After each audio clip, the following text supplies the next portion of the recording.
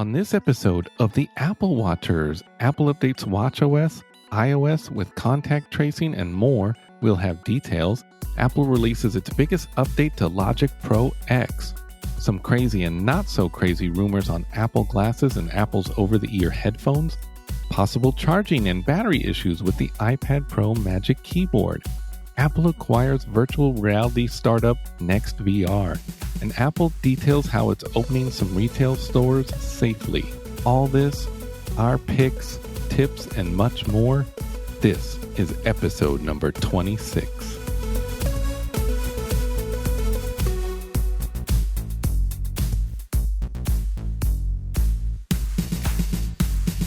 Welcome to the Apple Watchers, a podcast covering all things Apple Watch and many things Apple. This episode and every episode is brought to you by me, Kevin Hare, and my co-host, Jonathan Zarko, aka Jay-Z. All right, let's get started. Well, hello. How you doing? Good. How are you? I'm good. Hanging in there, just like everyone else. We went and got my wife LASIK last weekend too. So What? we've been Really? dealing with that. Yeah. I think I forgot to tell you. It worked out well. We had it scheduled before everything happened, but then they shut down for a little while and then they called us back. So yeah, we went in for like a day. She had a night that was a little rough, right after they did it. But by that next morning, she was all pretty good. And yeah, now she sees better than 2020. Which before she couldn't even read like a traffic sign in front of her. Really? Wow. Yeah. That is wild. Super exciting. Interesting. I didn't know they would do that during this time too, but They're starting to open things back up a little bit. But they didn't have a lot of people in there, and they made us like I had to drop her off and then go pick her up. I couldn't wait. So they're being smart about it. I need to get a blood test done, and I'm not very excited about that. I need to go back to the dentist. Oh man. Yeah. Yeah, I mean, it's not essential, but I had fillings filled in on one side of my mouth, and then all of a sudden this whole thing hit, and I didn't get the other side done. Oh no, you're only half done. Yeah, just having old fillings removed and new ones put in. But this is probably not too exciting for our listeners, so why don't we get started? Let's start with some Apple Watch quick stories, and why don't you lead us off? Sure. So 9to5Mac brought us this really interesting article about a new update for the popular podcast player Overcast for iOS and watchOS. It brings some nice changes for how you access episodes on Apple's wearable. The most exciting new feature is streaming over cellular, arriving for the Apple Watch. While the App Store release notes for the Overcast just mentioned more reliable Apple Watch downloads and bug fixes, Overcast shared more specifics on Twitter. Saying along with the new ability to stream podcasts on the Apple Watch over cellular or Wi-Fi, and episode downloading directly over Wi-Fi instead of over Bluetooth from the iPhone. There are two small caveats. You have to re-download your podcasts, and Smart Speed and Voice Boost have been removed temporarily. So, however, users should see a much improved reliability and much less battery drain on the iPhone, along with the ability to stream over the Apple Watch. Overcast is a free download with in-app purchases to unlock all of those capabilities. Overcast also detailed the upcoming feature plans for future updates. So yeah, some super cool things coming up. The more improvements planned include completely standalone sync over Overcast servers and also full audio engine with Smart Speed Voice Boost. They're just waiting on some APIs from the Apple Watch. But yeah, really cool things coming up with that. Yeah, this is cool. I actually use Overcast. It's my favorite podcast app. I haven't really used it on the Apple Watch, but this is very cool. Also, just there were some tweets where people were going back and forth with the developer of Overcast and whether Voice Boost was applying to the Apple Watch or the phone, and it's just the phone right now. Mm-hmm. So yeah, it looks like they're going to try to do that in the future for the Apple Watch. But yeah, this is good news. It's a great app. So moving on, we got an update for watchOS 6.2.5. Mm-hmm. So I don't know if you did it. I did it the day that it came out, right? And I had seen some articles stating that there were some new Pride watch faces. So I just wanted to glance and see what they looked like in Mhm. person instead of in an article. And I couldn't find them, which was very strange. And then I came across an article said that some people were getting them and some people weren't. So kind of old news. If you've updated to iOS 13.5, then you will see all these faces. So Interesting. yeah, Need both to really be able to get it. Yeah. yeah, it's weird. And they're kind of neat faces, And I don't know if you heard too, but Apple released two new Pride Edition sport bands as well. So Yeah, those are pretty cool. yeah, they go with those Pride faces. So yeah, pretty cool. And then I didn't really see. I don't know if you looked, but I didn't see really any anything significant in this update. Again, looks like a small update for the watch, and the notes didn't really say much. Just the usual. This update includes improvements and bug fixes, but Yeah. nothing in particular. So, Yeah, I haven't seen anything different. Although actually, now that I think about it, I haven't actually gotten the update just because for some reason, even though I have auto updates enabled, when it's on the charger and connected to Wi-Fi, it doesn't always want to update. So I'll do that today and hmm, see. But in the past, I really haven't seen any other major changes. did you update your phone to 13.5 yet? Either? I did that this morning, and again, I Oh, had to manually force it to do it. I don't know what's going on. Maybe mm, there's some issue with my Wi-Fi 6 router, 'cause sometimes it doesn't it'll drop the connection, lose the IP address. So there might be some issues with that where it's not able to find it. Or I don't know, maybe it's just some old legacy setting I have on mm, something else, but we'll see. yeah. I do actually really like this white Pride band. I mean, not that. Oh, yeah, the Nike one with Yeah, I the think it's actually colors really are nicely designed. It's white, but then on the inside of the little circles, it's all the different rainbow colors. I think it's actually really cool. yeah, instead of being all one color, it's like different colors. It's kinda neat. Mhm. Yeah, and a little less loud, a little more, like, professional, I guess, looking than, like, the rainbow one. The rainbow one's fun. There's the other one too, where you get all of the band colors all at once. My personal aesthetic is a little bit more, muted. Yeah. Yeah, you know what this made me think though is that, floral elastomer band, the one that's, striped, Yeah, that means that they can do different colors on right. the band because this, I believe, is the first time they've done that. They've Mhm. all been a solid color. I mean, I don't think I would wear a multicolor band, but it looks like they can do it. So, If they give me, like, a black with a green racing stripe or something down it, I might be kinda interested. yeah.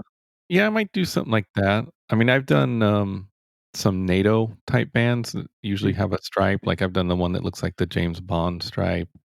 That would be kinda neat, but, I will say I'm looking at the pride faces too, and they have the standard just flag bars that make the flag up. That's really cool, and then they have another layer where it's like, concentric rounded cornered rectangles kind of going inside. So it starts in red, and then inside that is an orange, inside of that is yellow, inside of that is green, then blue, purple.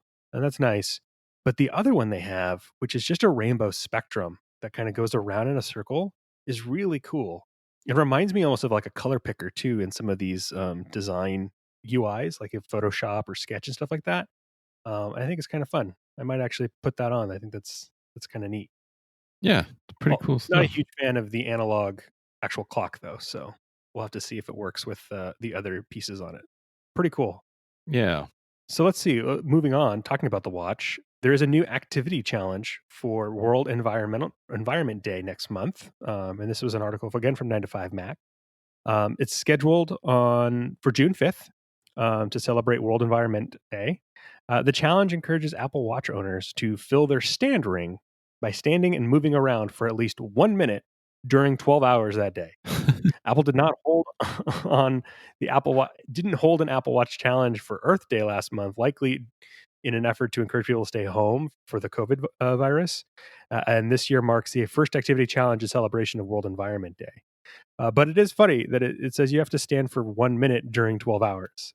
Yeah, Like, I don't know if this article, was written maybe possibly incorrectly, but, I mean, according to what they say, it says 1 minute during during 12 12 hours. entire 12 hours, because we were discussing pre-show, maybe they mean 1 minute every 12 hours. I mean, every hour, sorry. I don't know what to say about this. Or if they're like, "We understand everybody's just sitting on the couch all the time. So look, if you can stand up one time during the day, you get an award." Yeah. Maybe you get to close your ring too, Like, Yeah, maybe yeah. that counts as all 12 stands? You know what I mean? Yeah. Oh, do M you have to does it have to be maybe it's 1 minute for 12 hours, like, total? Maybe, yeah. Because I think my goal is actually 12 hours, but sometimes, during, like, 2 or 3 o'clock, I may miss an hour because I'm working on something, and so then I have, like, from 9 to 11, Yeah. but I'm missing, like, 2 o'clock hour. Maybe they want 12 full hours, so I don't know. Try it. On June Yeah, 5th, try to stand up every hour for at least a minute, or yeah, see if you get the challenge just by standing up once. yeah, I guess we'll all find out on that day, Yeah. June 5th. So, well, why don't we move on to some Apple Watch extended stories? So, John, or anybody out there, are you looking for a cheaper watch than the Apple Watch? Maybe something that's $18 but looks like an Apple Watch? Yeah, and by the way, this might have been a special deal that has already passed, but I would guess even without this promo code that the watch is probably still very cheap. I wanna know what the battery life and actually what kind of batteries they're using on a sub $19 smartwatch. Like, I would be Well, afraid this thing's gonna explode on my arm. well, we'll get to that because there's another watch mentioned in this article that I owned. This watch it comes from a seller on Amazon called Yoga Direct. It's the Arbali ID 205 smartwatch. So Oh, is it it now? It's y- so easy and intuitive to say. yes, yes. And so What a name. yeah, so this watch looks like the Amazfit Bip, which is that watch that I actually owned, and that one had like, depending on how you use it, but 4 to 5 day battery life, Oh, wow. because it does less than the Apple Watch essentially. Mhm. So it's rectangular with a square embedded 1.3-inch display and a fair amount of plastic bezels surrounding. It's not an always-on display like the Bip, but it's also brighter and sharper. So Hmm.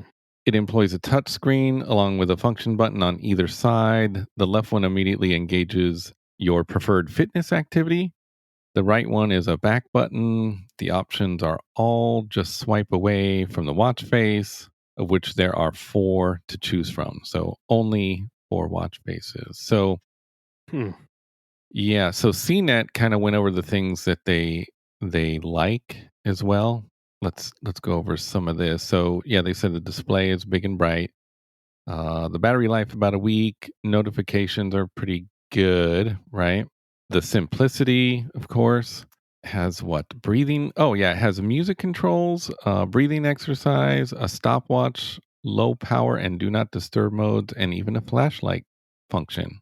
What they didn't like the look and feel. Kind of has like a plastic feel to it.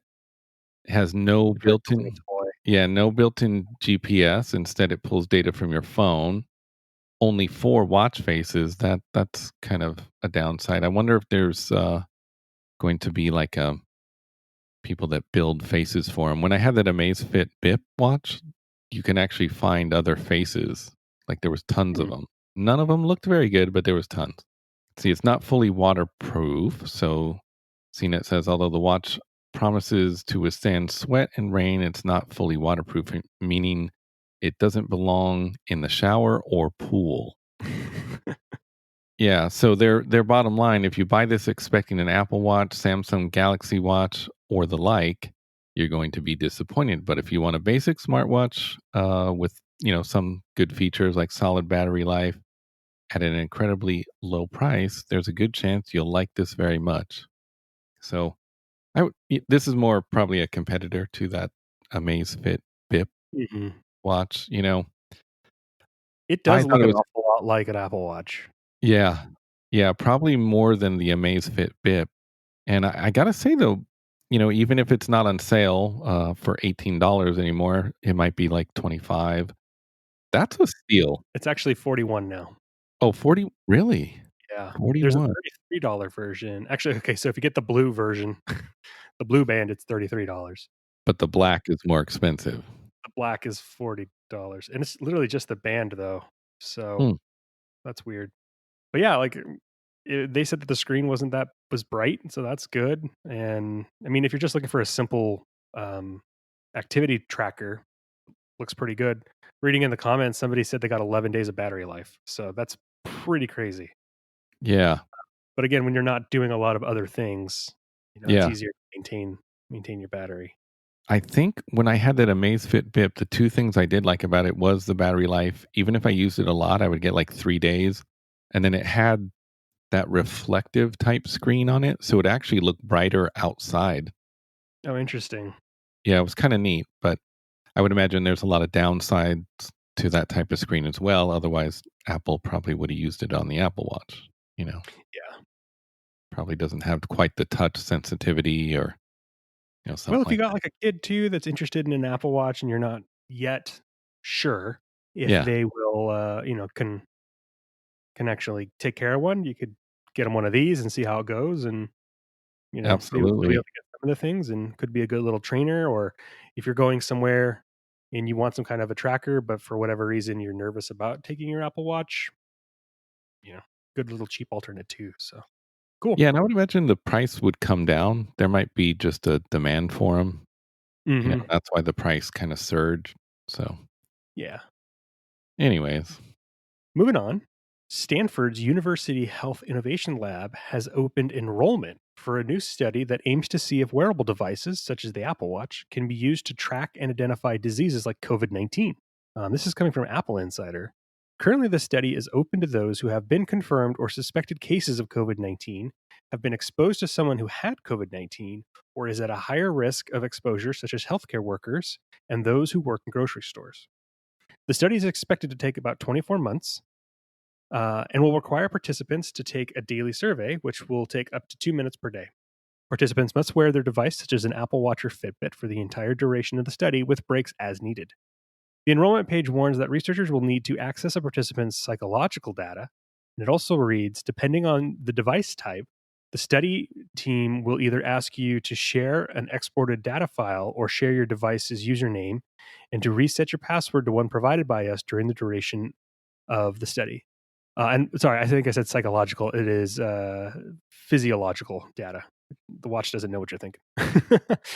Stanford plans on collecting medical records from the participants. Should a participant consent to the study, Stanford states that they do not ensure confidentiality during the study and that the study is voluntary. Participants are not paid for their time. So interesting that they're doing a study, and cool that we are trying to find ways to track and identify the disease. yeah. Some strange caveats there on the whole thing about there's not a lot of privacy on it, and I imagine that has to do with just trying to get this out to market as fast as possible instead of being able to go through all of the like anonymous data and encryption stuff. They just go, look, if you want to do this, we're trying to get this information as soon as possible. If you're willing to give us it, you can be Yeah. part of the study. Yeah. Man, this study takes like 24 months, which, I Yeah, mean, 2 years. it seems like a long time in COVID-19 time, but I would guess that the COVID is going to stay with us for quite a while too, even if Yeah. it kind of subsides. I mean, the flu is still with us and has never gone away. So, yeah, this will be good. I'm glad it's Mm. not psychological test too. Yes. Physiological. Yeah, this is cool. Very Mm. cool stuff. Well, anyways, why don't we move on to some Apple quick stories? So, recently, this was about a week or so ago, Apple released a major update to Logic Pro X. The update to Logic Pro X adds a professional version of Live Loops, a completely redesigned sampling workflow, and new beat making tools. Mm. With Live Loops on the Mac, users can now create music in new freeform and nonlinear ways. Apple notes that loop samples and recordings can be organized into new musical grid, with musicians able to perform and capture arrangements and refine them in Logic. Remix FX enhances live loops with electronic effects like bit crusher, filter, gator, and repeater. It can all be applied in real time. The Logic Remote app allows users to pair their iPhone and iPad with their Mac to provide multi-touch control over live loops and remix effects. Also has a step sequencer, and that's a new editor in Logic to the program for drum beats, bass lines, and melodic parts using interface inspired by what Apple calls classic drum machine workflows. Step Sequencer combines a pattern based style of music creation with editing options to provide detailed control over note velocity, repeat gate, skip, playback direction, and randomization. The sampler is an implementation of an industry standard EXS24 plugin redesigned with fully backwards compatibility. And Quick Sampler allows users to pick a sound from within Logic, the Finder, voice memos, or even record directly. Man, that is awesome. From voice memos, Yeah, that's pretty sweet. it's super cool. You could just record anything anywhere and just use that in Logic Pro. So Apple states in their quote, the Mac and Logic Pro X are essential tools used by the world's top musicians and producers to create music that we all love, said Susan Prescott, Apple's vice president of apps and product marketing. She also says Logic Pro X 10.5 represents the biggest update Logic has done since the launch of Logic Pro X, with powerful new tools that will inspire every artist, from those just getting started with Logic to those already using it to produce Grammy award winning albums. We can't wait to hear what these artists create next. So it's available now, this update. It sells in the Mac App Store for $199.99. There's also an update to the Logic Remote for iOS. This is pretty cool. I will say, too, I have started using Logic Pro X. I don't know if I mentioned on the last podcast, but I downloaded the 90-day free trial, right? Mhm. And I was using that. And then this update came out. And I was like, really? Dang it. So I actually re-downloaded, right? I downloaded the 10.5 version. I was able to install that, and it gave me another 90 days. So I got an extra, Hey, 4 or 5 days out of it. yeah. If you had known, you could have waited. Well, I'm not saying you should try to re-download it constantly, because I don't think that would actually probably work. But somehow I used it. I'm getting like 94 or 95 days. So Mhm.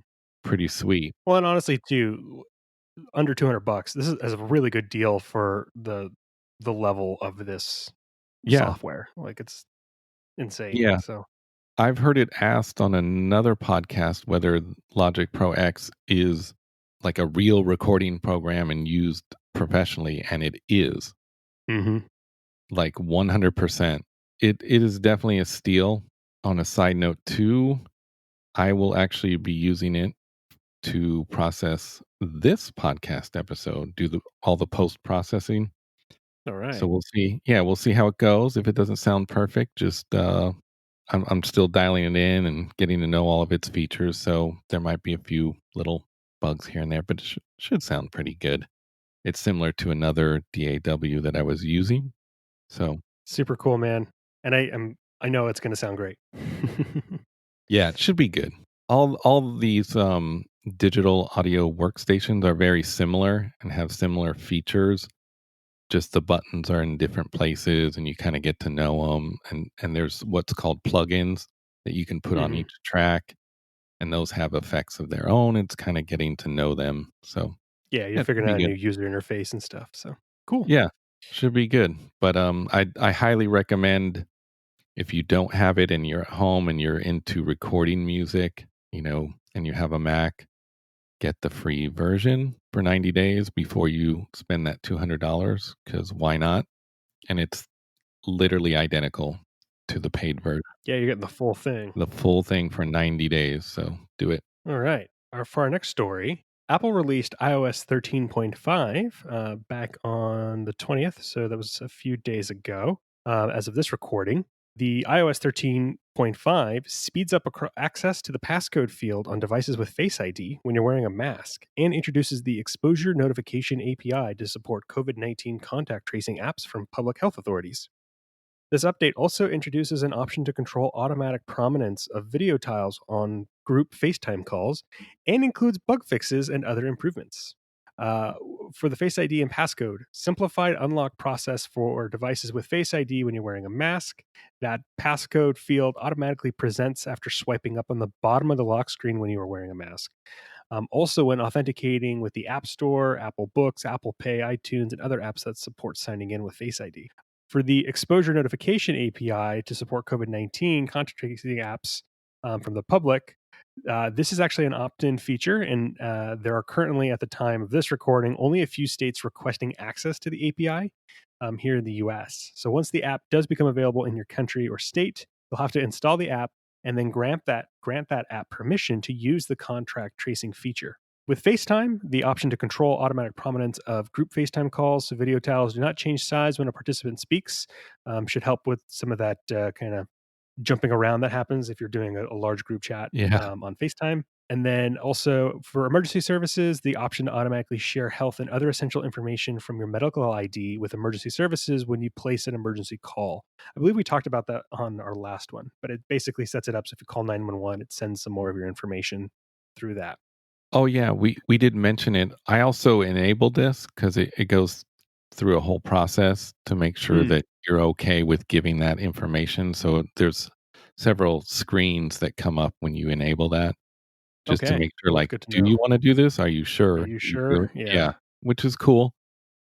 Apple's very good about privacy, so makes sense. This update also includes bug fixes and other improvements. It fixes an issue where some users may have seen a black screen when trying to play streaming video for some websites, and addresses an issue in the share sheet where suggestions and actions may not load. Some of the features may not be available for all regions or on all Apple devices. For information on the security content of the Apple software updates, please visit the website support.apple.com. And there's a link to the direct article for 13.5 in our show links. They also updated iPad OS 13.5. I mean, it's similar to Yes. iOS, and they also updated tvOS. I think they even updated the HomePod as well. So Yeah, a couple cool little updates in there coming up. So I've tried the quick access while wearing a mask. It is helpful. It just kind of eliminates that kind of stumbling, like, where's yeah, my the extra passcode? Like swipe up. waiting, Yeah, waiting. Yeah, it's kind of cool. So moving on, have you heard about the rumors of the Apple glasses? we had talked about some of them, but yeah. Yeah, and we usually don't cover a lot of this on our podcast, but we thought we'd mention this. It was all over the news this past week. So there's a leaker by the name of John Prosser. Prosser. He works for Front Page Tech, or he's a host on Front Page Tech. He shared recently several alleged details about Apple's marketing game for the Apple Glass and the starting price. So he claims the marketing name will be Apple Glass. The glasses will start at $499 with the option for prescription lenses at an extra cost. Hmm. Yeah, there will Apple be. Glass, like Google Glass. Yes. I'm I actually surprised by that. Yeah, I don't know if I'm buying all this, but we'll get to that too. Because there were some more strange rumors that came out related to this. So Hmm. there will be displays in both lenses that can be interacted with using gestures. So I assume that's hand gestures instead of touching your lenses. Getting like fingerprints all over your glasses. Man, this is terrible. I can't Uh, close this. yeah. The glasses will rely on a paired iPhone similar to the original Apple Watch. An early prototype featured LiDAR and wireless charging. That's interesting. The LiDAR is probably to be able to determine where your hands are. So if you're doing gesture based controls, you're tapping in space, the LiDAR knows where you're touching. Yeah. Um, and then wireless charging just makes sense because if they're glasses and small, you don't want to have A lightning port. like a small port or something. Yeah. A lightning port. Man. Just on the end of one of them, you can, like, stick it in the side of an iPad, like the Apple Pencil, and your glasses are just hanging out. Man. Yeah, this is gonna be strange if this does come to fruition, because a lot of thoughts go through my head as a person who wears glasses. It's like, well, I mean, I guess I would charge them at night. I wouldn't be wearing my glasses at night, but, Right. God forbid they run out of a charge in the middle of the day. I guess I have to carry my backup, analog glasses. Yeah. Well, I mean, hopefully, you would still be able to see through them like normal glasses. Yeah, but I wouldn't be able to use all the features, Yeah, that I yeah. paid for, so It's funny. but, yeah, so it says that they originally planned to release it, um, this year as a one more thing surprise at an iPhone event, but Wow. restrictions on in-person gatherings, apparently pushed that back to a March 2021 event, so Interesting. I wouldn't be surprised at this because they are gonna wanna build infrastructure for it. And so by announcing it early, they are then able to start releasing things so that apps can start being made for it. So when people do buy it, it's a bigger hit, right? There's more features that are out there and people are more excited about it as opposed to, I mean, imagine the original iPhone, right? When it first came out, there was no app store. You had all of the apps that were on the phone. yeah. And then they introduced the app store and then it exploded, right? And so if you announce it early and then have people start building apps for it when the device comes out, you're going to have a better launch. Yeah. So pretty cool. Yeah. So now the story gets a little wackier here because another article came out later after this was popping up. I think these started popping up early in the week, Mhm. or at least more substantial rumors, because I think we've heard Apple Glass rumors for a while. But it's rumored that there'll be a Steve Jobs Heritage Edition. No. So this would be similar to when the original Apple Watch was first launched. There was the gold edition watch, right? Uh-huh. So according to the same guy, Proser, Apple smart glasses will come in a range of styles, with the Heritage Edition positioned as a limited time special version. He said he doesn't know what material the Heritage version would be made from, nor how much it would cost. Prosser also said that he has seen a prototype version of the smart glasses in a non limited edition model and called them sleek as hell, similar to a pair of classic Ray-Ban Wayfarers or glasses that Apple CEO Tim Cook wears. Telling you, John, I'm just saying. I think Tim Cook's already wearing them.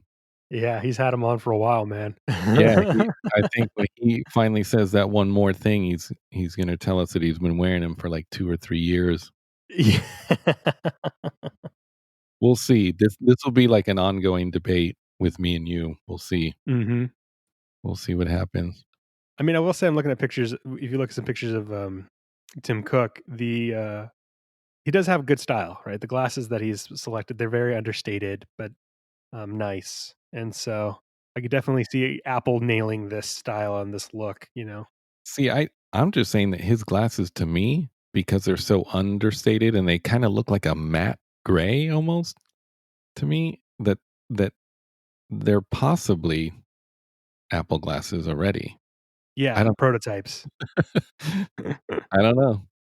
Anyways, so one final comment. This was made by Bloomberg's Mark Gurman, who has a well-established track record for sharing info on Apple's plans. He called all of Prosser's smart glasses leaks complete fiction. Like, all of it? The name and everything? Wow. The price Yeah, point? price. Yeah. Yeah. Well, hopefully the price will be lower. Yeah, But we'll see. man, I don't know about this Heritage Edition. I Oh think man, that's I think that's a joke. I mean, I could definitely see that as like a thing where people were like, "Yeah, we're looking to try to do something special," and Steve had iconic glasses, and we could do something similar to that. But I don't know about that. it pains me to think about. Anyways, I will say I've heard other rumors before this that 2022 was like the target time for some kind of AR glasses. I think a lot of things that Apple has been doing has been trying to improve in that AR space. In fact, we have another article we're going to talk about in a few minutes about them acquiring a VR company. The lidar technology that they just introduced in the new iPad is definitely going to help kind of build and supply hardware for these new VR experiences. And we'd also seen other enhancements to like things like the Apple Watch that were allowing for better data transfer between a device and a phone. And so this is what we had talked about before, is that the phone itself will probably be the powerhouse and the glasses will be a counterpart, a peripheral, just like your watch is. And it's just receiving and taking in input. And then maybe one day down the line, when they can get components strong enough, I could see the watch replacing the phone, and you just have glasses and a watch, or your watch is also has other peripherals or something like that. We also talked about having bands that are expandable and have power and stuff in them. So maybe not, but yeah, I think this is pretty fair. Some of these rumors and some of these ideas. A $499 price point feels about right to me for a standard level. They'll probably be like plastic, you know, yeah, and then they'll probably have a nice like aluminum or something version, a stainless steel maybe, for yeah, like $1,000. and gold. Yeah, yeah. They'll have some higher tier ones, but I could see a $499 starting point. And then I wonder too, eventually, they'll probably start off, I would imagine, with like a small UI visual space, and eventually, then as their technology gets better, they'll improve upon that to help try to drive repeat sales. So, the second or third iteration may have not a larger screen, but just a larger field of view where you can see UI over your eyes, better resolution, things like that. So, Yeah, they should do gold as a color and do like the Bill Gates edition, but like the glasses he wore like in the 70s. yeah, yeah. That'd I be mean, if they're awesome. gonna do a Steve Jobs Heritage Edition, maybe do a Yeah. Bill Gates version too. Just I saying. almost wonder too if they could do a thing where it's like, could you essentially make it a component that could be added onto any other set of glasses? So you could have your own, and then this thing affixes to it, and it's pushing a display or something. I don't know. Yeah, Interesting. you just clip them on like those little clip-on like, shades for glass. Yeah, yeah, yeah. It's a good Be look. perfect. Oh, man. Uh, so should we Anyways, move on? We got some yeah, extended stories coming up. Yeah. yeah, why don't we move on to some Apple extended stories? So, Apple's AirPods Studio headphones may feature head and neck detection and equalizer settings. This is a rumor from MacRumors. And so there is this idea that upcoming high end over ear headphones, tentatively called the AirPods Studios, will have a head and neck detector. It's similar to the ear detection feature on the AirPods and the AirPod Pro. In the AirPods and the AirPod Pro, ear detection is designed to stop a song when the AirPod is removed, pause a song when there's a single AirPod, or play a song when the removed AirPod is put back in. The AirPod Studio will have a similar sensor and will detect whether the headphones are on the head or on the neck, presumably pausing or playing content when the headphones are worn on the head or on the neck. Another sensor will detect left and right ears for routing the audio channels, which means there will be no right or wrong way to wear the AirPod Studios. Pairing for AirPod Studios with a Mac or an iOS device will unlock custom equalizer settings with low, medium, and high frequency adjustments available. Prior rumors have suggested Apple's high end over ear headphones will feature active noise cancellation and a transparency mode, much like the current AirPod Pro. And an April report from Bloomberg indicated that the headphones will have interchangeable ear pads and headband padding to allow for customization. Apple may also sell the headphones in multiple materials, including a premium version with a leather like fabric and fitness focused model with a lighter or more breathable material, with lighters rather, or more breathable materials. A recent rumor from Apple could price the high end over ear headphones at $349. And again, the name could be something like AirPod Studios. So, do you think Steve or that Tim would also recommend that you need to have these as a counterpart? So, you'll have your regular AirPods, your AirPod Pro, and then your AirPod Pro Studios? Yeah, I think he will want us to buy these over-the-ear headphones as well to go with Mhm. our all of our other AirPods, and especially if you're someone who uses Logic Pro X. Yeah, maybe they'll interact somehow. Yes. I may consider it. I don't wanna be tempted to buy anything else. Yeah, I know, right? This is just a rumor, but this is a plausible rumor, obviously, because they bought Beats, several years ago. Mhm, and Beats has been making some over ears. Yeah, and I think this might be a way for them to sell it. I don't think they'll kill Beats. They could, but I don't think so because Beats still has a name. But Mhm. I don't see any harm in selling, Beats headphones and Apple's headphones as Yeah, well. yeah. You know, there there's different markets for that. So I could see the potentiality for myself, and for some reason, I am more interested in an AirPod Studio than I am on a Beats overhead. And I think maybe it's just because of the use case of it, I guess. I don't know. We'll see. I think I trust, even though they're the same company, I trust that there's gonna be a better charging way, and they're gonna look a little different and be nicer, probably more my aesthetic if they're actually Apple branded. yeah, And I could see having, like, AirPod Pros for working out and, when I want something lightweight, small when I'm out and traveling, and then have the studios for when I'm at home or in the office working and, want something, like, big over the ear, or maybe on an airplane too. You might be able to get better noise cancellation from these as well. yeah, So, this would be neat. But hopefully, I won't be tempted to buy them. we'll see. I would love them to come in another color, though. I'll take a black set, please. Oh yeah, yeah, that would be cool. So moving on, we discussed this, well, something similar in I think the last episode or the one before, but how the iPhone's being used in Hollywood, to adapt like home production stuff like that. Yeah, So yeah. last month, ABC mentioned that it was teaming up with Apple and helping American Idol to record from home, during this COVID-19 crisis. So recently, Apple touted the flexibility and broadcast quality video offered on the iPhone for these situations. So TechCrunch has more details on the rig that ABC was provided to American Idol for contestants and hosts, which includes three iPhone 11 Pros, a tripod, and a ring light. So their quote, the ABC show's producers are sending home studio rigs to each of the contestants and the judges to shoot the final few episodes of the season. It's a three-camera setup, including three iPhone 11 Pros, a tripod, and a ring light.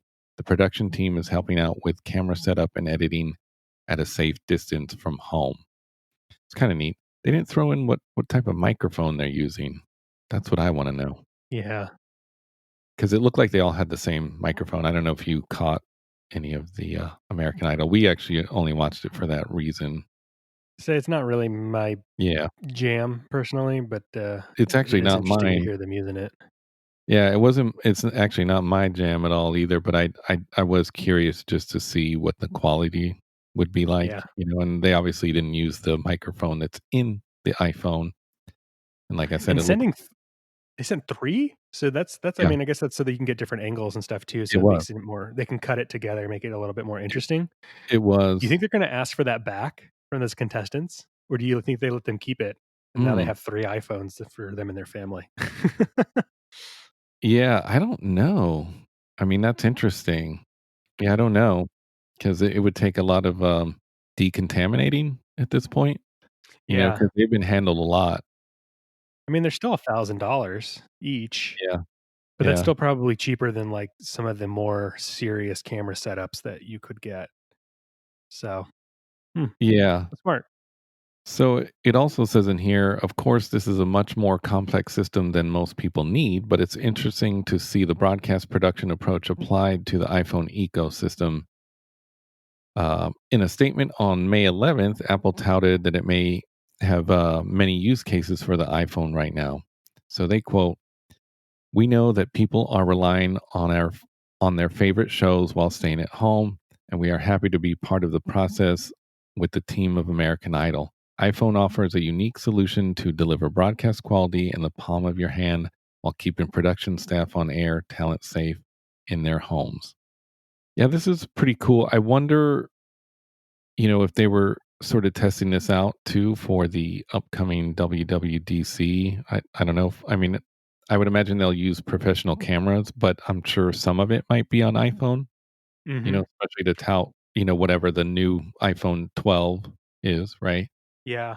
So, And I'm but sure too, like they had been talking about like doing some home filming and stuff with iPhones too for some of their Apple TV products, like that Fraggle Rock special or whatever was supposed to be filmed at home. And I don't know.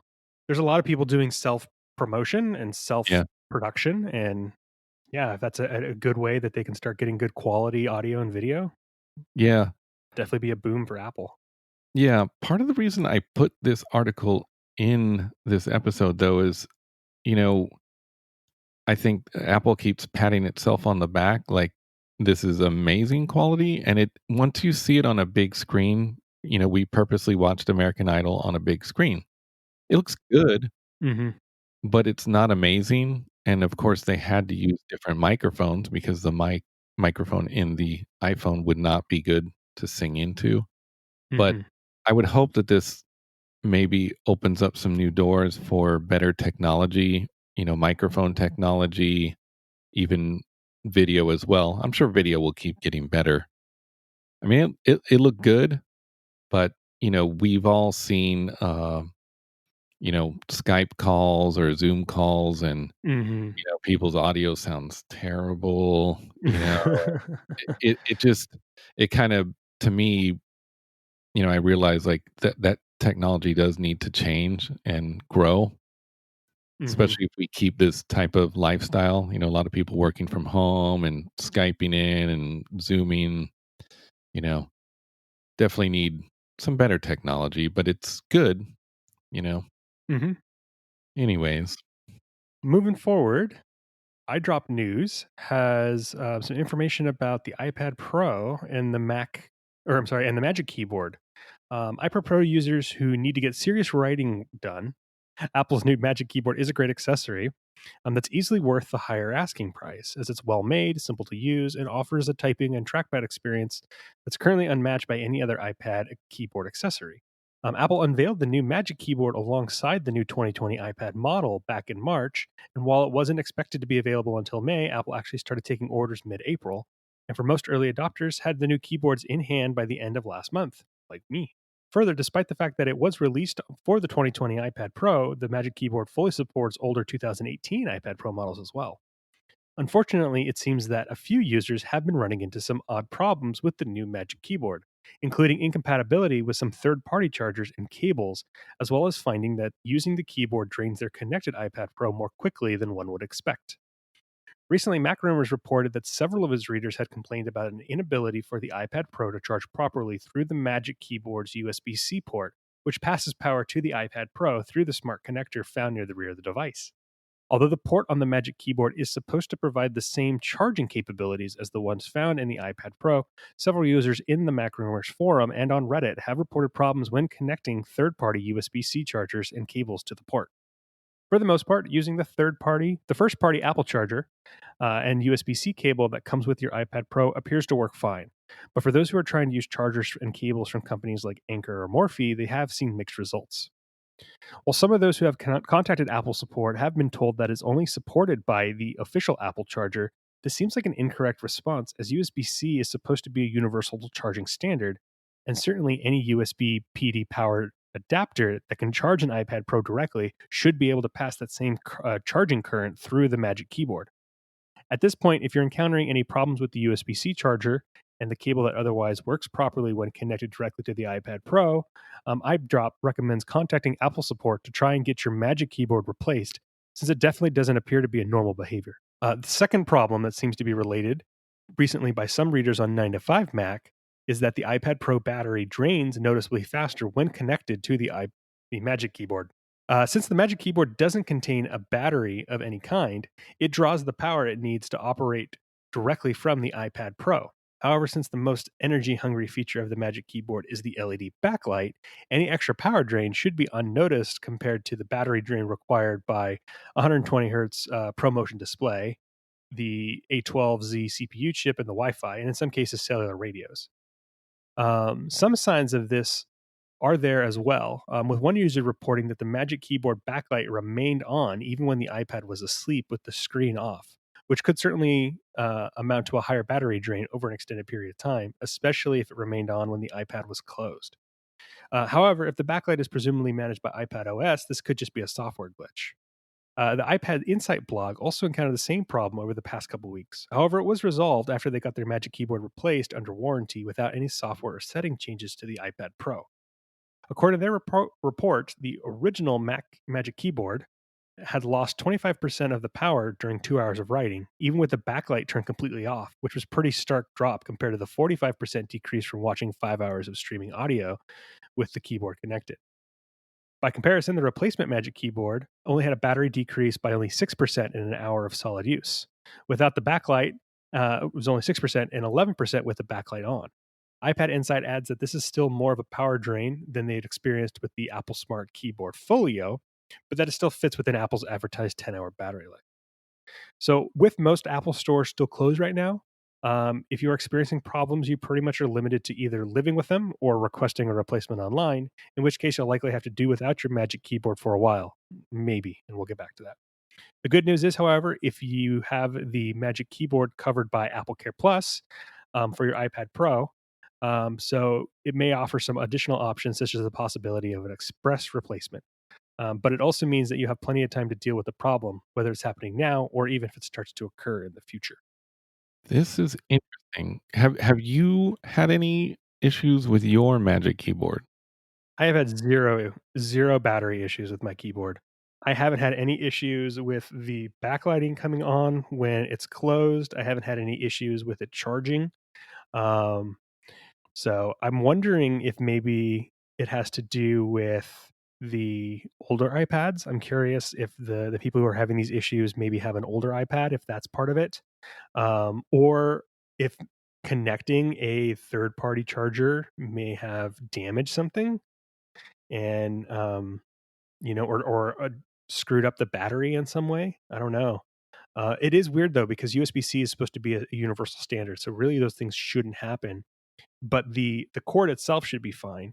It's really that power bank that I'm curious about, Yeah, because that needs to be able to process that data or that power quickly and properly. interesting. So very strange. I don't actually know if they will require you to take to just send in the keyboard and then they fix it and try to send you one, or if they'll just send you a replacement and then you send them the old one.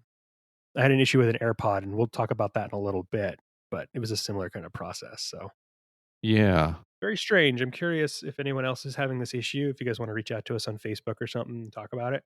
Yeah, reach out to us on Facebook Messenger. Yeah, or Twitter. Yeah, either one. And you're not using any third-party charger or anything, right? No, I'm only using the Apple one. So that's probably part of the reason why I'm having good success. Yeah, I wonder if it is that, if that's the issue. Interesting. In fact, I have used that charger for other USB-C things. Oh, So it's been working well for those things okay. too, but I haven't gone the other way. Interesting. Well, moving on, Apple acquires virtual reality video streaming startup Next VR. This was kind of big news. So Apple's been, diving Yeah. in to VR quite a bit. So Apple recently confirmed that it has acquired Next VR, a California startup that produces virtual reality live events content. Next VR is a live events company that provides sports, concert, and other live VR content to headset manufacturers such as Facebook's Oculus. Rumors that Apple was eyeing the Newport Beach, California-based company serviced in April. Apple confirmed the acquisition to Bloomberg on Thursday, shortly after NextVR updated its website with a landing page saying that it is heading in a new direction. The startup reportedly shut down operations last week at the time of this recording. No purchase price was revealed, though previous reports suggest that the deal was valued at $100 million. Holy moly. Yeah. Back in April, a shell company thought to be controlled by Apple was said to be prepared to hire a majority of NextVR's engineers. In addition to talent, NextVR reportedly holds at least 40 patents in the virtual reality sphere and related technologies. Apple has invested heavily in augmented and virtual reality, with many rumors suggesting that the company is developing a pair of AR glasses, as we discussed, and an AR headset. A recent forecast from well connected analyst Ming Chi Kuo indicates that the first Apple AR device could launch in 2022. The acquisition of NextVR is at least Apple's third in 2020. Earlier in 2020, Apple purchased voice technology startup Voices and weather app Dark Sky. This is pretty cool. Yeah. This is the writing on the wall. I think they're gobbling up all these VR companies because they want to start building really great VR experiences and AR experiences, and I think it has to do really because of this potentiality for a new wearable. So really exciting. Very cool stuff.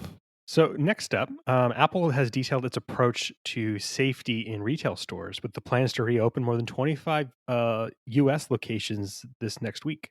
So Apple has said that next week we'll continue our very gradual and thoughtful reopening of U.S. stores, adding more than 25 locations in 7 states. All open locations will offer Apple Pickup, where customers can buy online and select a time to pick up their product at the store, and Genius Bar appointments by reservation.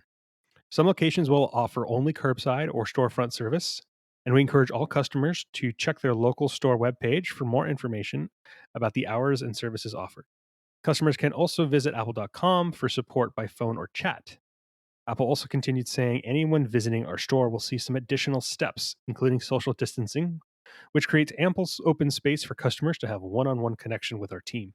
Temperature checks will also be conducted at the door, and face coverings will be required for by all of our team members, which will be provided to customers who don't bring their own. Our social distance protocol means a limited number of visitors in the store at one time, so there may be a delay for walk-in customers. Yeah. So good to see that they're starting a phase to try to start opening the stores back up. I want to know what these really, I'm imagining them to be very cool face coverings supplied by Apple look like. Yeah, and this information may change quite rapidly. So at the time of this recording, this is kind of the most up-to-date news. So there's 25 locations in 7 states that are opening up, and we'll include a link in the show notes so that it will have a list of all those stores in case you did want to visit any of them. But I would imagine that if everything goes well, then gradually they'll start opening up, more stores. Yeah. We'll see how it goes. So This is good news, I think, too. So people are going to start needing new pieces, and being able to talk to the Genius Bars will be very helpful. And on a side note, I bet that what did they call it? That the counter where you go and try on Apple Watches, I bet that is gone. For now, probably, yeah. What was it like I think it was like the Watch Band Studio or Yeah, the something. Apple Watch Apple Watch Studio. Studio, I think. Yeah, Yeah. I don't think it's a studio anymore. I think they closed the studio. Anyways, moving on, we do have I threw one little item in here in the for your entertainment section. So Apple has debuted a trailer for their new interview series called Dear ... The trailer features influential people who are shaping culture and society, such as Oprah Winfrey, Stevie Wonder, journalist Gloria Steinem, gymnast Ali Raisma, Lin-Manuel Miranda, Spike Lee, model and activist Yari Shahidi, ballet dancer Misty Copeland, and Sesame Street's Big Bird. Oh, yeah. Yeah. Like Dear Apple letters, which typically focus on life-changing events like Apple Watch discovering a heart condition or iPhone automatically calling emergency services after a car crash, the upcoming show uses letters to paint a picture of internationally recognized leaders. The 10-episode series is another exclusive to Apple's streaming platform, Apple TV Plus, and is currently available to watch on Apple TV Plus. You should watch the trailer. It's kind of tear-jerking. It's really touching, actually, because it is all these people that I mentioned and just people that write to them and tell them how they've been inspired by them. So Oprah Winfrey, Stevie Wonder, etc. people are writing to them and telling them how much they've inspired them and moved them and changed their life. That's really cool. I think this will be a really good series. Yeah, I will definitely be checking it out when I feel like tears coming to my eyes. Say when you need a good cry. Yeah, but it'll be a good cry, not a sad cry. Anyway, so anything else you want to go over before we get to our picks? Yeah, so I had an experience utilizing the support with the Apple Care. So, love my AirPod Pros, but recently I was having an issue with the left one that was causing a buzzing noise intermittently. So, it would happen if I was listening to music or if I was on a call or if I was in transparency mode or noise cancellation. So, there was really no rhyme or reason. It just kind of happened. I think it had to do with like a certain frequency or decibel level that I just was having trouble actually playing out. And so it was starting to get kind of bothersome. And I was like, well, I can't go to a store. I don't know what to do. So I checked on their website and found the support chat. From there, I was able to give them some information. I was able to pull up the what is it the not the IP address, but the number on my the serial number on my iPad Pro case. They were able to look at my account via that. And then what they did is they sent me a replacement for the left one because it was only the left one that was having issues. Okay. And what they did is they put a hold on my card for $100 and then mailed me the new one. And I actually included it in the show notes if you're interested. The package, the photo, but basically it came in like a giant bubble wrap envelope. Inside that was a box. Open up the box, and there was a little AirPod Pro just for the left side. It actually had the middle size ear rubber cap attached, but inside of the little item was also a small and a large. So I got all three sizes. I just had to pull out the new one, put it into my case, take the old one, put it back into the box, seal it all up. The envelope that it came in was resealable, so I was able to pull off a little sticker and put that back on, and it had a shipping label already attached to it. So I was able to take off the old one and put the new one. Dropped it off at a FedEx. We did all of this on Wednesday, I believe. I think it was Wednesday, and actually today, Friday, I got a email saying that they had received it. So the hold on my card has been released, and I have a new fixed AirPod. Was never without an AirPod, and yeah, very easy, simple process. So really cool. Cool. Yeah, I would imagine that their service is really good right now because you can't go into a store. Yeah. By the way, too, we won't be able to include it in the show notes unless we have like a link for that. But yeah, they don't let Oh, us right, put right. photos in our show notes. But Well, it's a box with an AirPod in it. Use your imagination. yeah, it might not be super exciting, but yeah, more or less just shows how easy it was to send it back. hmm Very cool. That is awesome. Yeah, they've really stepped up their service by, you can't go into an hmm Apple store. So, And I was live chatting with an actual person too, and so that was really nice and easy as well. And actually, that was pretty cool because it was through my phone. Actually, I did the whole thing, if I remember correctly now, through the app, and then it ended up just being like a text chat back and forth. yeah, But it was kind of interesting because the bubbles were gray. They weren't green and they weren't blue. They were gray, and that's to help kind of signify that it was for or the they're support. using an Android phone. So maybe, yeah, that's They don't even use iPhones. Well, who knows what they're using? yeah. I'm just kidding, but yeah, I've actually used their support, and it's kind of interesting because you start texting them, and it's probably a bot at first, but then it hmm turns into a actual human. At least I'm assuming. I mean, it could have been a bot, and maybe I just didn't know. But it even had like, so the issue occurs with transparency and noise active cancellation. Is that right? Like they wrote out Okay, that's definitely a bot. so No, just maybe. kidding. But some of those things seem kind of weird. But yeah, it was a nice experience. It was Cool. good. Very easy. Very cool. Well, why don't we move on to our picks and then we'll wrap this episode up? I think I'm going to go first. I have an app that I just discovered Alrighty. like about a week ago called Music Smart Details About Your Music. So this is available on iPhone and iPad. It's $1.99. Now, what does this app do? So if you like to geek out on music like I do, this is the app for you. Because what do MP3s lack? They don't have any information. Mm-hmm.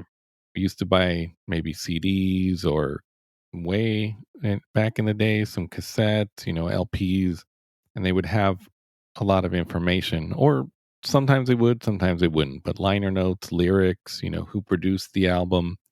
And we really don't get any of that with MP3s. So this app gets really in depth. Now, at first, I was using it wrong. Oh no. Yeah. So, well, because at first I was like, okay, let me just go to an album, right? And I would, it's used as an extension, just to be clear. Actually, let me make a few things clear. It's used in your extensions, right, from your share sheet, Okay. and it can only be used with the music app. So even if you don't have Apple Music, if you had music loaded into the music app, you can use it. I have a subscription to Apple Music, so there was a lot for me to check out and look up. So back to how I was using it wrong. I first looked up an album and there wasn't a lot of information. I'm like, man, what am I doing? So I actually wrote to the developer and he actually responded like, man, it seemed like within hours. Oh wow. But I had already discovered that I used it wrong myself. But it was nice that he responded very quickly. But you have to click on tracks, and that's where it gets really, really in depth. Mm. So when you click on a track, you'll find information such as writers, engineers, producers, who did the vocals, the video directors, even, and more. I used Stevie Wonder's Superstition as an example, Mm-hmm. and I was totally blown away. So it says who wrote the song, the label, the mastering engineer, the programmer, the engineer, the recording engineer, the associate producer. It says that Stevie Wonder played the clavinet, he played the moog bass, he played the drums, and then another guy played the trumpet, another guy played the saxophone, and it was released October 28th, 1972. It even includes what songs this song Oh wow. Superstition was sampled in, and also what artists have covered this song. Oh, that's super cool. Yeah, and I wanna point out too, if you listen to maybe I'm not trying to generalize here, but like maybe just any song that has samples in it, maybe a hip hop song that has samples in it, Mm-hmm. it'll tell you what the samples are. Then you can go find the real song. I love that stuff. I love that stuff. There's a lot of songs that still to this day, because I listen to a good bit of hip hop. I have for years and years, and they used to sample more probably than they do now. Mm-hmm. I'll be curious to go back to a lot of these records. I did look up like a Beastie Boys song, and there was like 5 or 6 samples in it, and I was like, man, I never knew what Wow. these samples were. So That's really cool. yeah, if there's a music video related to the track, it'll have a YouTube link. I tried to click on it, it just copied it to my clipboard. So just letting people know, Mhm. doesn't click directly. Trying to think if there's anything I'm missing. I mean, basically, it's just an app that really lets you get seriously in depth. Yeah, you can get really deep in, like, your favorite songs, and if you're into music too or music writing or production, this will be super helpful because you'll be able to kinda see behind the scenes of how some of your favorite things are Yeah. done. And also maybe allow you to find, a song you love, by a different artist. Like, I had no idea that Stevie Ray Vaughan did a cover of Superstition. I also think it's funny that Garth Brooks did a cover of Superstition. So there's some interesting little tidbits you can find in there. Yeah. I knew that Stevie Ray Vaughan did, but yeah, not Garth Brooks. But yeah, I love this type of info. Like, I mean, I could spend hours and hours. I'm really, really into music. I mean, you know that, John. But yeah, Mhm. I could spend hours with this app. I would have probably paid more than $2 for this app, and I mean, I bought it Don't say Yeah. that. Don't tell them. Yeah. Well, don't raise your price, but Yeah. yeah, and don't become subscription either, please. Never, never, please Oh don't. god, I hate Unless that. it's like 50 cents a month, maybe. But Be yeah, $6 a year. but yeah, I love, love, love this app. It's amazing. I may spend hours with it tonight, and I couldn't have picked a better song to actually try it with and using it as an example to show you. I didn't know. Well, I knew that Stevie Wonder played multiple instruments, but there are certain songs that I'm like, is he playing drums? Is someone else? What's going on here? I love this. Yeah. I love this app. It's amazing. So I also didn't know there was such a thing called a Moog bass, so that's yeah, fun. that means he's just playing the Moog, or he's playing the bass line on a Moog like analog synthesizer. Ah, okay. Yeah, actually, I knew some of the information because when it says programmer up here, Malcolm Cecil and Robert Margolith, they had like a wall Mhm. of Moog synthesizers that had like chords to patch into it. Yeah. Yeah, you Oh, can actually wow. find that on YouTube, That's but crazy. we're getting like really off topic here and getting in, deep music geekery. Geek around Yeah, big music. time. And I can go on for hours. Anyone wants to write to me on Facebook, I'll talk about music all day. So besides just Apple stuff. So yeah. Very cool app. Well, super cool. Very much worth $2, and I love, love, love this app. Love it. Alright. Mine is a little silly, like they normally are.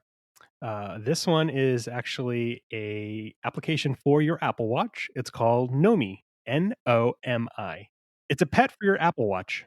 Basically, you feed it by exercising. So it's very similar like a Tamagotchi, where it's just a little blob that's kind of there, and it's got funny faces. And when it's hungry, it gives you sad eyes and a little broken heart emoji. But as you work out and do activity, there's a little heart bar that gets filled, and when that ring gets closed up, you can then feed the Nomi a heart, and it basically needs 3 hearts during the day to be able to survive. Now, here's what's funny.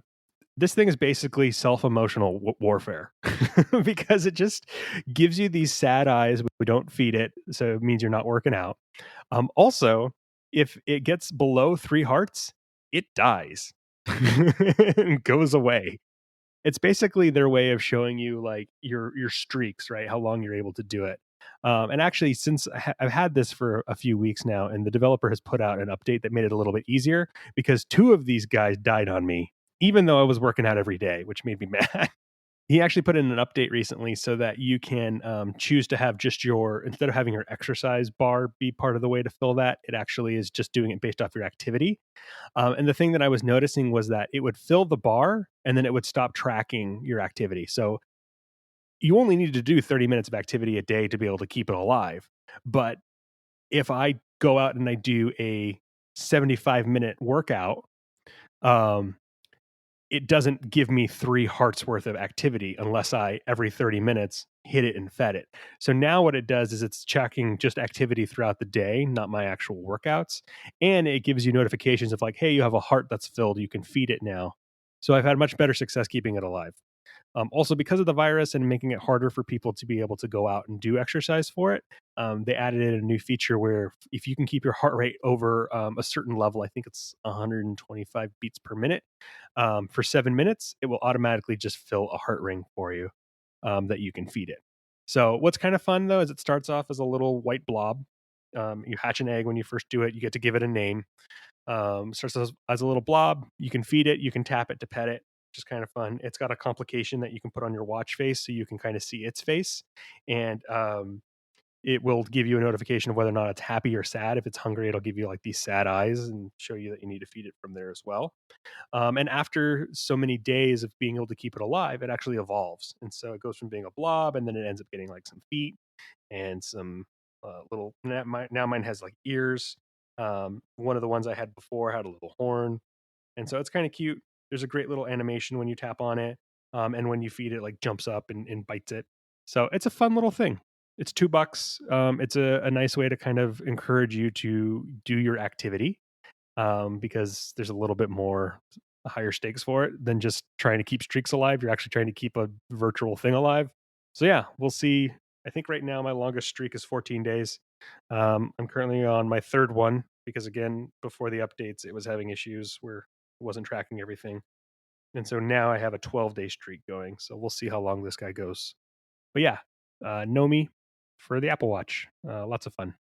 Cool. So I like that they added the feature, if you're kind of indoors, maybe the heart rate. But Mm-hmm. I'm wondering if you can just watch like a really intense movie, and then your heart rate. Yeah, watch some horror film Yeah, or you could something. still be on the couch and your heart rate goes up and got another heart. There you go, Nomi, you're fed. Oh, and now it sleeps too. Before it wouldn't sleep, so that would be the other thing too. I'd wake up in the morning and it would be like almost depleted. You're like, I'm trying to But sleep. now between the hours of like you should be sleeping too. Between the hours of 12 and I think 6 a.m., it no longer is tracking and requiring you to feed That's it. So good. the developer has been active in like making it easier and more fun to use. It is $2, so there is that. It's not free for the price of a taco. Very cool. Well, that is very good though that they made some adjustments because I actually wouldn't have asked, like, what about when you sleep? But that makes sense. Like, come on, the Yeah, thing's got to sleep. What are you going to wake up every hour, every few hours, yeah. Take a walk to feed it. sleepwalk? Yeah. Well, cool. Very cool. I like that. Well, everyone, stay safe and stay healthy, and we'll talk to you on the next episode. Well, that's it for this episode of the Apple Watchers. Read all the stories we've covered and more stories on Flipboard, a link provided in the show notes. Follow us on Facebook at the Apple Watchers Podcast, on Instagram at the Apple Watchers, and on Twitter at Watchers Tweet. We're available on Apple Podcasts, Google Podcasts, Spotify, Stitcher, TuneIn Radio, Overcast, or wherever you get your podcasts. You can even ask your smart speaker to play the Apple Watchers podcast. Please subscribe and rate us wherever you listen. And thank you again for listening. Until the next episode, I hope the only complications in your life are the ones on the face of your Apple Watch.